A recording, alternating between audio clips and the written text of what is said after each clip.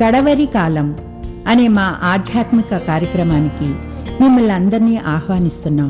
శాశ్వతమైన ప్రేమతో మనల్ని ప్రేమిస్తున్నారు యేసు ప్రభు వారు. మన కొరకు ఆయన శిలువ మీద ప్రాణం పెట్టారు. ఆయన నమ్మిన వారందరికీ ఉచితంగా రక్షణ ఇస్తున్నారు. ఆ ప్రేమ గల యేసు ప్రభు వారు త్వరలో వస్తున్నారు రెండోసారి లోకానికి. ఆయన నమ్మిన వారందరినీ కూడా పరలోకం తీసుకువెళ్తారు.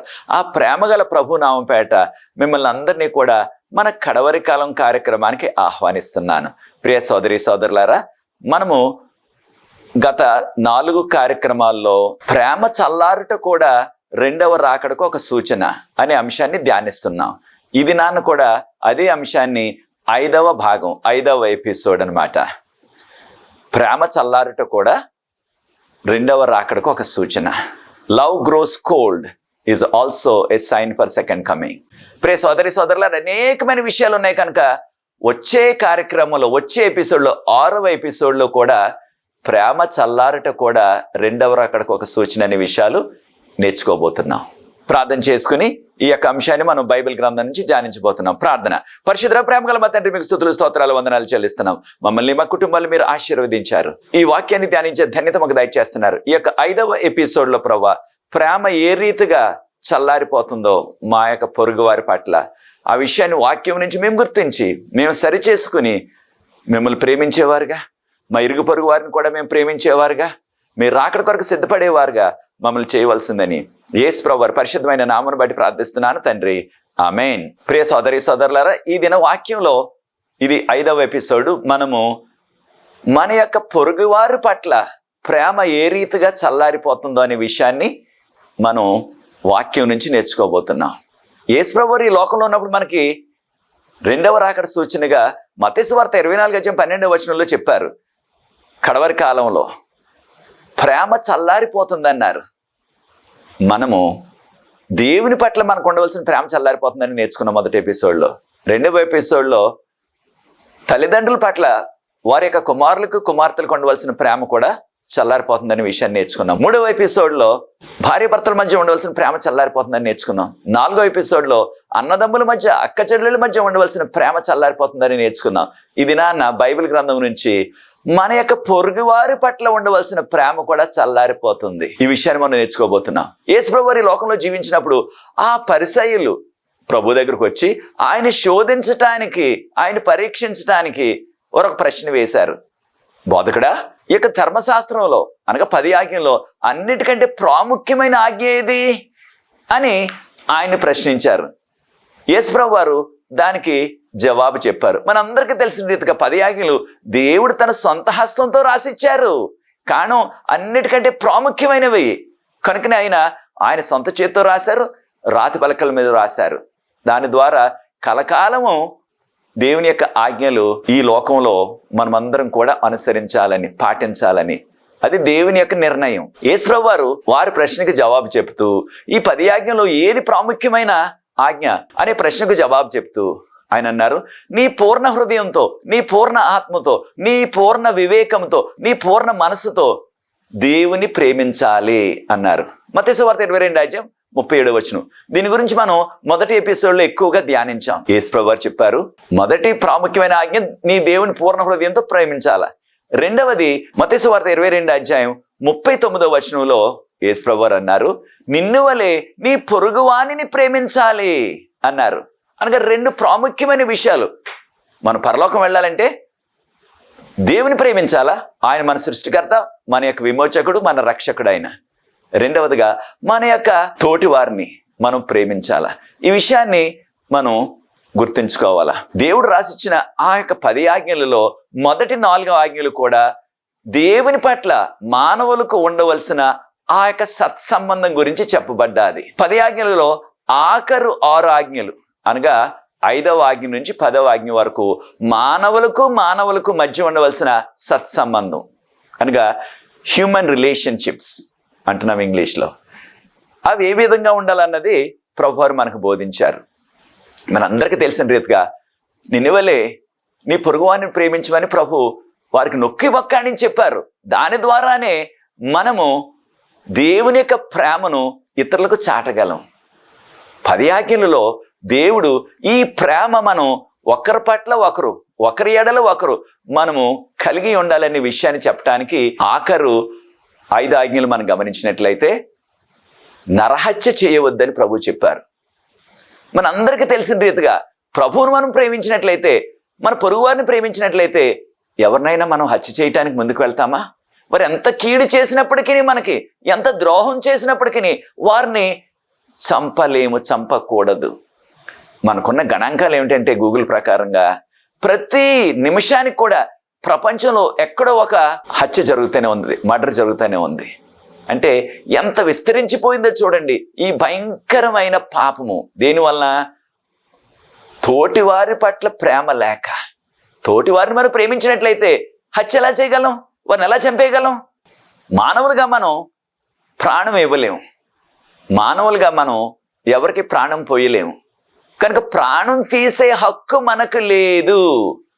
దేవుడే ప్రాణం ఇచ్చారు, ఒక రోజున ఆయన దాన్ని అంతం చేసేస్తారు. అంతేకాని మానవులుగా ఎవ్వరికి కూడా ఈ యొక్క ప్రాణాన్ని తీసే హక్కు లేదు. ప్రియ సోదరి, ప్రియ సోదరుడా, నీవు కూడా నీకు ఎవరైనా ఇతరులు కీడు చేశారు కనుక వారిని ఏదో రీతిగా, ఏదో సమయంలో, ఎక్కడో చోట హత్య చేసేయాలని తలస్తున్నావా? హత్య చేసేయాలని హృదయంలో ఆ కుట్ర వేస్తున్నావా? ప్రియ సోదరి, నీకు లేకపోతే నీ కుటుంబానికి లేకపోతే నీ యొక్క భర్తకి కీడు చేశారని ఇతరులు వారిని చంపేయాలని చూస్తున్నావా? వారిని హత్య చేసేయాలని ప్రయత్నం చేస్తున్నావా? అది మనకు తగదు. కారణం ఏంటి? యేసుప్రభువు ఏం చెప్పారు? మనలో కొన్నిసార్లు అనొచ్చు, నేను నా పొరుగు వారిని హత్య చేయాలనుకోవట్లేదు, కానీ నా యొక్క శత్రువుని హత్య చేయాలనుకుంటున్నాను. నాకు నా కుటుంబానికి ఎంతో కీడు చేసిన ఆ వ్యక్తికి నేను ఆ కీడు చేయాలనుకుంటున్నాను, వారిని హతం చేసేయాలనుకుంటున్నాను అని ఆలోచిస్తున్నావా? యేసుప్రభువు ఏం చెప్పారో చూడండి మనకి. మత్తయి సువార్త 5వ అధ్యాయం 44వ వచనంలో మీ శత్రువులను ప్రేమించండి, మీ శత్రువుల కొరకు ప్రార్థన చేయండి అని ప్రభువారు చెప్పారు. ఇది 10 ఆజ్ఞల్లో 6వ ఆజ్ఞ, నరహత్య చేయవద్దు. 7వ ఆజ్ఞ ప్రభువారు ఎంతో విపులంగా చెప్పారు. నిర్గమకాండం 20వ అధ్యాయం 14వ వచనంలో వ్యభిచరింపవద్దు. ప్రియ సోదరి, సోదరుడా, నీవు దేవుని ప్రేమించినట్లయితే, నీ పొరుగువాని ప్రేమించినట్లయితే ఆ పొరుగువాని భార్యతో ఎలాగా ఆ వ్యభిచార పాపం చేస్తావు? ప్రియ సోదరి, నీవు దేవుని ప్రేమించినట్లయితే, ఇతరులు ప్రేమించినట్లయితే నీ యొక్క పొరుగువాని యొక్క భర్తతో ఎలా వ్యభిచారం చేస్తావు? అది దేవుని బిడ్డలుగా మనకు తగదు. కనుక మనలో ఆ దేవుని ప్రేమ ఉన్నట్లయితే, మనలో ఇతరులు ప్రేమించే ఆ ప్రేమ కూడా ఉన్నట్లయితే ఆ వ్యభిచార కార్యాల జోలికి ఎవ్వరు కూడా పోము. మనం ఆ వ్యభిచార కార్యాల జోలికి పోకూడదు. అది సాతాను కార్యక్రమాలు. మన యొక్క కాలంలో పట్టణాల్లో, నగరాల్లో రకరకాలుగా పెద్ద పెద్ద భవనాలు ఉంటున్నాయి. ఒకే భవనంలో అనేక కుటుంబాలు నివసిస్తున్నాయి. అపార్ట్మెంట్ పక్కనే ఉంటున్నాయి. దీని ద్వారా సాతాను అనేక మందిని ఆ వ్యభిచార పాపంలోనికి నెట్టేస్తున్నారు. కారణం, ఆ అక్రమ సంబంధం పెట్టుకోవడం చాలా తేలిగ్గా ఉంది ఆ పక్కింటి వారితో. లేకపోయినట్లయితే ఈనాడు మనకున్న ఆ మొబైల్ ద్వారా ఆ అక్రమ సంబంధం పెట్టుకోవటానికి, అక్రమ సంబంధాన్ని మనం కొనసాగించడానికి ఆ యొక్క అవకాశాలు సాతాను ఎక్కువ తెచ్చిపెట్టేస్తున్నాడు.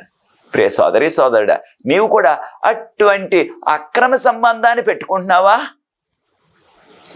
మనందరికీ తెలిసిన రీతిగా ఒకవేళ ప్రియ సోదరుడా నీ యొక్క భార్యతో ఎవరైనా అక్రమ సంబంధం పెట్టుకున్నట్లయితే నీవు దాన్ని తట్టుకోగలవా? ఓర్చుకోగలవా? ప్రియ సోదరి, నీ భర్తతో ఎవరైనా నీ యొక్క పొరుగువారు అక్రమ సంబంధం పెట్టుకుంటే ఒక స్త్రీ, దాన్ని నువ్వు ఓర్చుకోగలవా? మనం ఓర్చుకోలేం.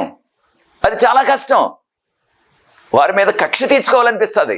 నీ వ్యక్తిగత విషయంలో, నీ కుటుంబ విషయంలో ఎవరైనా అక్రమ సంబంధం పెట్టుకుంటే నీకు అంత ఆగ్రహం వచ్చేస్తున్నట్లయితే, మరి నీవు ఇతర కుటుంబస్తులతో, నీవు నీ పొరుగు వారితో అటువంటి వ్యభిచార సంబంధం, అక్రమ సంబంధం పెట్టుకున్నట్లయితే మరి ఆ కుటుంబ సభ్యులంతా ఏ విధంగా ఉంటారో ఒక్కసారి ఆలోచించు.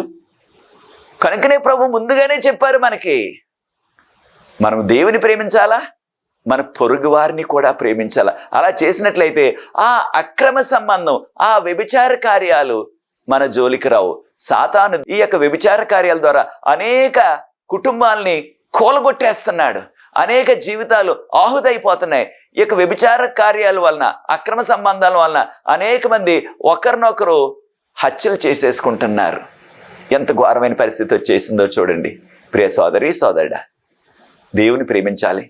మన పొరుగువారిని మనం ప్రేమించినట్లయితే, అనగా నిన్ను వలే నీ పొరుగువారిని ప్రేమించినట్లయితే నీకు నీ కుటుంబానికి ఏ కీడు కలగకూడదు, ఎటువంటి అక్రమ సంబంధం ఎవరితో ఉండకూడదని మనం కోరుకుంటాం. అలాగే నువ్వు కూడా ఇతరులకు కూడా అటువంటి అక్రమ సంబంధాలు పెట్టుకోవద్దు అని దేవుడు మనల్ని హెచ్చరిస్తున్నారు. 8వ ఆజ్ఞ ప్రభు చెప్పారు, దొంగతనం చేయవద్దు, దొంగతనం చేయవద్దు అన్నారు. మనందరికీ తెలిసిన రీతిగా అనేక సందర్భాల్లో మనుషులు, స్త్రీలు పురుషులు కూడా వారు వారిది కానిది, పొరుగువారిది వారు దొంగతనం చేస్తున్నారు. నిర్గమకాండం 20 వచనంలో దొంగతనం చేయవద్దని ప్రభు ఆ 8వ ఆజ్ఞను మనకిచ్చారు.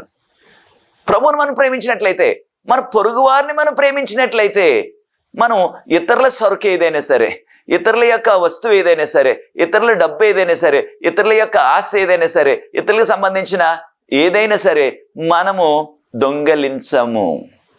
ఈ విషయాన్ని మనం గుర్తించాలా. ప్రియ సోదరి సోదరులారా, మనం కష్టపడి మన చేతులతో మనం పని చేసినట్లయితే, అది వ్యవసాయమైనా, లేకపోయినట్లయితే అది వ్యాపారమైనా, ఒక ఉద్యోగం అయినా, మనం కష్టపడి చేసుకున్నట్లయితే మన అవసరాలన్నీ కూడా తీరుతాయి. మనం కష్టపడి పని చేసుకుని ప్రభు మీద విశ్వాసం ఉంచినట్లయితే ఆ ప్రభువు మన అవసరాలన్నీ కూడా ఆయన తీరుస్తారు. కనుకనే నిర్గమకాండం 20:8-9 వచనాలు, నిర్గమకాండం 20:8-9 ఒకసారి గమనించినట్లయితే, విశ్రాంతి దినమును పరిశుద్ధంగా ఆచరించుటకు జ్ఞాపకం ఉంచుకొనుము అని ప్రభు చెప్తున్నారు. అయితే దాంట్లో ఏం చెప్పారు? నిర్గమకాండం 20:8-9 వచనాల్లో 6 దినాలు నువ్వు కష్టపడి పని చేసుకో. వారంలో 6 దినాలు కష్టపడి పని చేసుకో. అది వ్యాపారమైనా, వ్యవసాయమైనా, అది వ్యాపారమైనా, వ్యవసాయమైనా, ఉద్యోగమైనా, ఏదైనా సరే కష్టపడి పని చేయాలి మనం 6 దినాలు. 7వ దినం, వారంలో 7వ దినం అది దేవుని దినం, విశ్రాంతి దినం. దానిలో నీవు కానీ, నీ యొక్క కుమారులు కుమార్తెలు కానీ, నీ దాసదాసీలు కానీ ఏ పని కూడా చేయవద్దని నిర్గమకాండం 20:10 మనకు చెప్పబడ్డది. కనుక మనం కష్టపడి పని చేసినట్లయితే మనకి ఏ డోకా లేదు, అవసరాలన్నీ తీరుతాయి, ఎవరిది కూడా ఆశించవలసిన పని లేదు, ఆ దొంగతనం చేయవలసిన పని మనకు లేదు. ఈ విషయాన్ని మనం గుర్తించాలా. ఫిలిప్పీయులకు రాసిన పత్రిక 4:19 మనం విశ్వాసంగా జీవించినట్లయితే మన ప్రతి అవసరాన్ని దేవుని యొక్క ఐశ్వర్యాన్ని బట్టి ఆయన మనకు అనుగ్రహిస్తారు. అది ఏ అవసరమైనా సరే. సమస్య ఏంటంటే చాలా మందికి కోరికలు ఉంటున్నాయి. ఆ కోరికలు తీరడానికి ఏం చేస్తున్నారు? వారు అడ్డదారులు తొక్కుతున్నారు, లంచాలు తీసుకుంటున్నారు, దొంగతనాలు చేస్తున్నారు. అయితే ప్రియ సోదరి సోదరులారా, దేవుని బిడ్డలుగా మనకు అది తగదు. ఎవరైతే ఆ సోమర్తనంగా ఉంటున్నారో, పని చేయటానికి ముందుకు వెళ్ళట్లేదు, వారు ఏం చేస్తున్నారు? వారికి తేలిగ్గా ఉంది, ఈజీగా ఉంది ఇతరుల సొమ్ముని దొంగతనం చేయటం. ఆ దొంగతనం చేసి దాని ద్వారా వారు ఆడంబరాలు తీర్చుకోవటం, వారి యొక్క ఆ యొక్క కోరికలన్నీ కూడా తీర్చుకోవటానికి ఈ దొంగతనాన్ని వారు ఎంచుకుంటున్నారు. దేవుని బిడ్డలారా, ప్రియ సోదరి సోదరులారా, దేవుడు మనకు హెచ్చరిక చేశారు దొంగతనం చేయొద్దని. దేవుని మనం ప్రేమించినట్లయితే, ఇతరులు మనం ప్రేమించినట్లయితే, మన వల్లే మన పొరుగు వారిని ప్రేమించినట్లయితే మనం ఇతరుల సొమ్మును, ఇతరుల వస్తువులను మనం ఎలా దొంగతనం చేస్తాం? ఎవరు కూడా వచ్చి మన సొమ్ము, మన వస్తువులు, మనకు కలిగినవి ఏది కూడా ఎవరు కూడా దొంగతనం చేయకూడదని మనం కోరుకుంటాం. అలాంటప్పుడు ఇతరులకు కలిగినది నువ్వు దేని కొరకు, ఇతరులకు కలిగిన దాన్ని ఆశించొద్దు, ఇతరులది ఏది కూడా దొంగతనం చేయొద్దు. ఇటీవల కాలంలో అనేక మంది ఆ మాదక ద్రవ్యాలకి, ఆ సారాయికి, రకరకాల లగ్జరీస్కి, అంటే ఆ యొక్క భాగ్యభోగాలకి, రకరకాలైన భోగాలకి వారు అలవాటు పడిపోయి వాటి కొరకు ఈ యొక్క తేలికైన మార్గం దొంగతనాన్ని ఎంచుకుంటున్నారు. దేవుని బిడ్డలుగా మనకు అది తగదు. చాలా విచారం ఏంటంటే కొంతమంది ఆ దేవుని సొమ్ముని కూడా దొంగతనం చేస్తున్నారు, దేవుని సొమ్ముని కూడా తీసేసుకుంటున్నారు. అది ఇంకా ఘోరమైన పని. దొంగతనం మనం చేయకూడదు, ఇక దేవుని సొమ్ముని దొంగిలించడం అంటే వారికి ఎటువంటి శిక్ష వస్తుందో మనం ఊహించాల. కనుక ప్రియ సోదరి సోదరుడా, మనం ఇతరుల సొమ్ముని ఆశించొద్దు, దాన్ని దొంగిలించవద్దు. దేవుని సొమ్ముని మనం ఆశించొద్దు, దేవుని సొమ్ముని దొంగిలించొద్దు. దేవుని స్తుతిస్తూ, దేవుని ప్రేమిస్తూ నిన్ను వలె నీ పొరుగువాని కూడా ప్రేమించినట్లయితే మన జీవితాలు ఎంతో శాంతియుతంగా ఉంటాయి.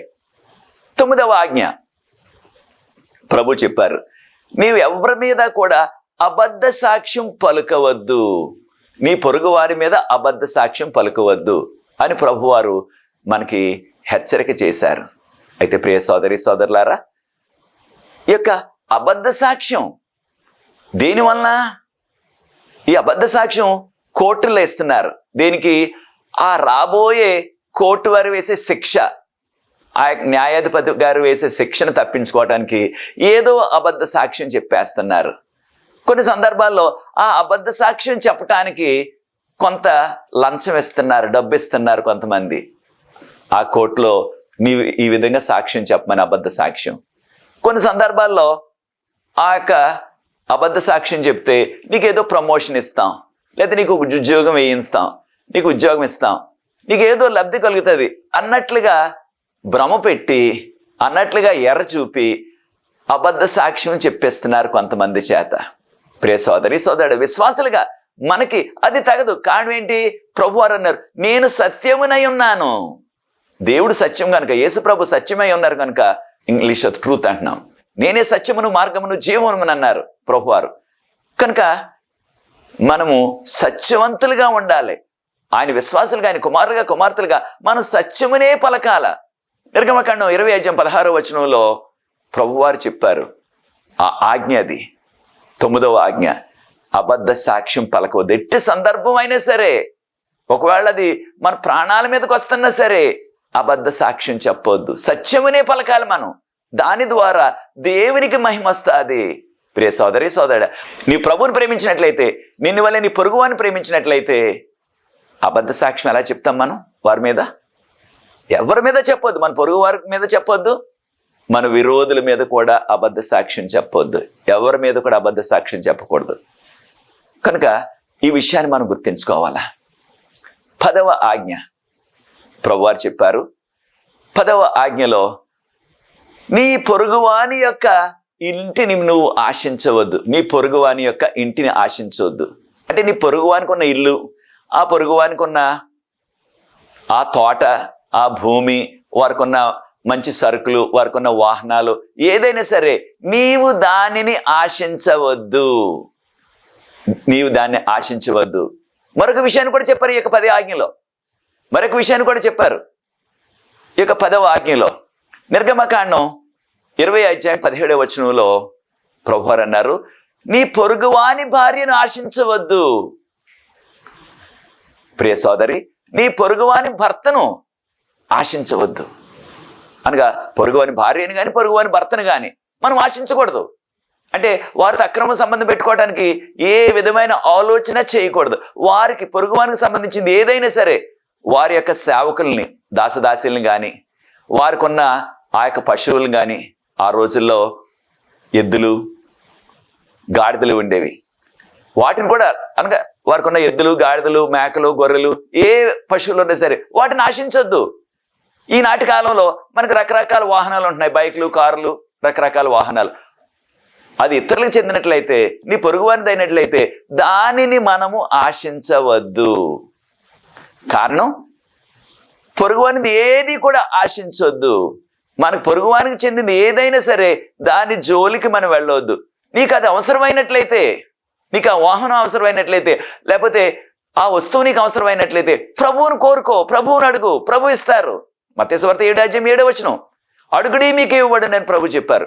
కనుక ఏదైనా సరే ప్రభు మహిమ కొరకు మనం అడిగినట్లయితే ఒక విషయాన్ని ప్రభు మనకి ఖచ్చితంగా అది అనుగ్రహిస్తారు. మత్తయి సువార్త 7:7 అయితే ప్రియ సోదరి సోదరులారా, మనం స్వార్థం కొరకు దేన్ని అడగొద్దు. ప్రభువుని స్వార్థం కొరకు దేన్ని కోరుకోవద్దు.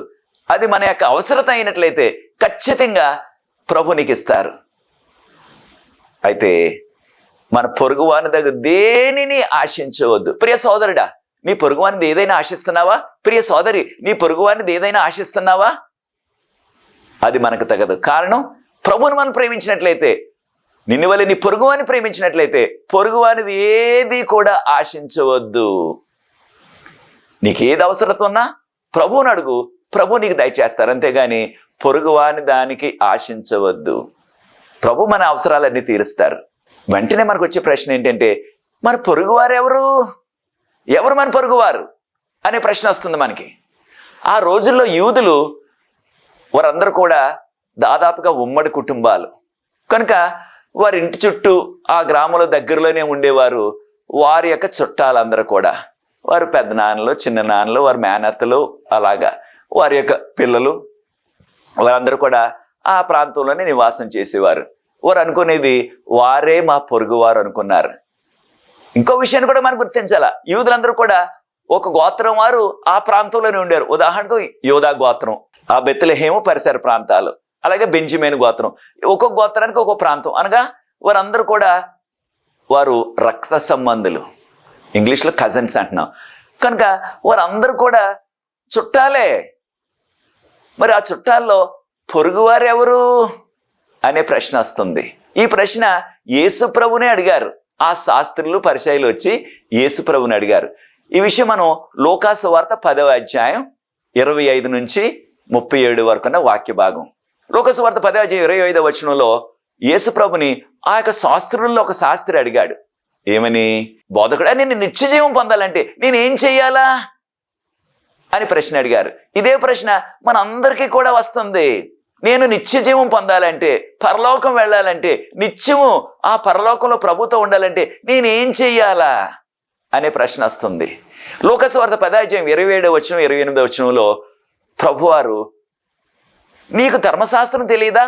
ధర్మశాస్త్రంలో ఉన్నది నువ్వు చదవలేదా అని ప్రశ్నించారు ఆ శాస్త్రి. శాస్త్రి అంటే ధర్మశాస్త్రం అంతా క్షుణ్ణంగా నేర్చుకున్న వ్యక్తులు అనమాట. నీకు తెలియదా అన్నారు. ఆయన నాకు తెలిసిన అన్నట్లుగా, నీ దేవుని పూర్ణ హృదయంతో నువ్వు ప్రేమించాలా, నిన్ను వల్లే నీ పొరుగువారిని ప్రేమించాలా అని చెప్పాడు. ప్రభు అన్నారు, నువ్వు రైట్ చెప్పావు, నువ్వు వాస్తవం చెప్పావు. అయితే వెంటనే ఆ ప్రశ్న అడిగిన వ్యక్తి యేసు ప్రభుని అన్నారు, నా పొరుగువారు ఎవరు అనగానే ప్రభు ఒక ఉపమానం చెప్పారు. ఆ వ్యక్తికి జవాబు చెప్పడానికి ప్రభు ఒక ఉపమానం చెప్పారు. లూకాసు వార్త 10వ అధ్యాయం 30 నుంచి 37 వరకున ఆ యొక్క ఉపమానం మంచి సమరయుడు, ఇంగ్లీష్లో గుడ్ సమరైటన్ అంటున్నాం. మంచి సమరయుడి గురించిన ఉపమానం చెప్పారు. ఆ ఉపమానం, ఇది ఉపమానమే కానీ చాలా ప్రాముఖ్యమైన సత్యాన్ని నేర్పడానికి. సొంత వారి కష్టాల్లో ఉన్నప్పుడు, బాధల్లో ఉన్నప్పుడు, వారికి ఇబ్బందులు ఉన్నప్పుడు, వారికి సవాళ్ళు ఉన్నప్పుడు, సమస్యలు ఉన్నప్పుడు వారికి సహాయం చేస్తున్నావా?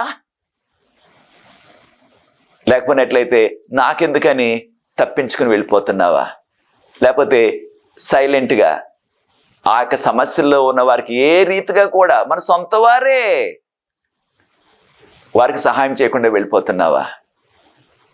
అదే మార్గంలో కాసేపటికి ఒక సమరయుడు వెళ్ళాడు. ఆ సమరయుడు చూడగానే చలించిపోయాడు. ఈ వ్యక్తిని చూడగానే రక్తాలు కారుతూ కొన ప్రాణంతో ఉన్నాడు. వెంటనే గాడిద మీద వెళ్తున్నాడు. తన యొక్క గాడిద మీద నుంచి దిగి తన దగ్గరికి వెళ్ళి ఆ రక్తాన్ని తుడిచి కాస్త నూనె కొంత ద్రాక్షారసం వేసి కట్లు కట్టి ఆ యొక్క దెబ్బలు తినేసి కొన ప్రాణంతో ఉన్న యూదుడిని తన యొక్క గాడిద మీద ఎక్కించుకుని తీసుకువెళ్ళి ఆ యొక్క పూటకూళ్ళని మన తర్జుమా చేయబడ్డది, తీసుకువెళ్ళి ఆ వ్యక్తికి వైద్యం చేయించి ఆశ్రయం ఇప్పించి డబ్బిచ్చి, మీరు వ్యక్తికి పరిచయం చేయండి, నేను మరలా తిరిగి వస్తాను, పని మీద వెళ్తున్నాను, వచ్చినప్పుడు ఇంకా ఎంత డబ్బు అవుతుందో ఆ డబ్బు అంతా కూడా నేను ఇస్తానని ఆ యొక్క వ్యక్తిని ప్రాణాన్ని కాపాడాడు, సహాయం చేశాడు. ఎవరు? సమరయుడు. అయితే మనందరికీ తెలిసిన రీతిగా యూదులు సమరయులంటే వారిని శత్రువులుగా చూచేవారు. యూదులు సమరయుల్ని కుక్కలని పిలిచేవారు. అంత హీనంగా వారిని చూచినప్పటికీ చూడండి, ఈ సమరయుడు ఎంత పెద్ద మనసు ఉందో, ఎంత మంచి హృదయం ఉందో చూడండి. అన్యుడే, తన సొంత వారే, తన సొంత సామాజిక వర్గమే, సొంత మతం వారే యూదులే ఆ యాజకుడు లేవీయుడు సహాయం చేయకుండా వెళ్ళిపోయారు. అయితే అన్యుడైనప్పటికీ, యూదులు ద్వేషించినప్పటికీ ఆ యొక్క సమరయుడు ఎంతో పెద్ద మనసుతో సహాయం చేశాడు, తన యొక్క ప్రాణాన్ని కాపాడాడు. కనుక ప్రియ సోదరి సోదరుడా, ఒకవేళ నీవు కూడా ఎవరైనా సరే కష్టాల్లో ఉన్నట్లయితే, వారు మా సంఘం కాదు, లేకపోయినట్లయితే వీరు మా సామాజిక వర్గం కాదు, వీరు మా వారు కాదు, వీరు మా గ్రామం కాదు, అని సాకులు చెప్తూ వారికి సహాయం చేయకుండా అక్కడి నుంచి వెళ్ళిపోతున్నావా యాజకుడిలాగా?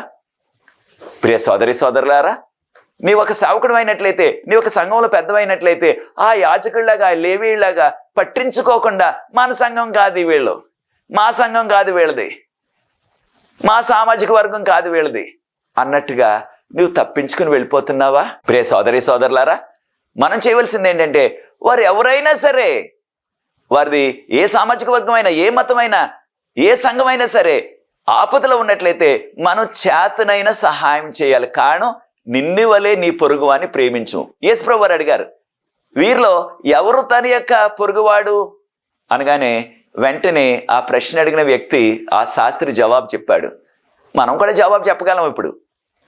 ఆ యొక్క మంచి సమరయుడే నిజమైన ఆ పొరుగువాడు. కనుక ప్రియ సోదరి సోదరులారా, మనం పరలోకం వెళ్ళాలని ఆశిస్తున్నాం. ప్రభు త్వరగా వచ్చేస్తున్నారు.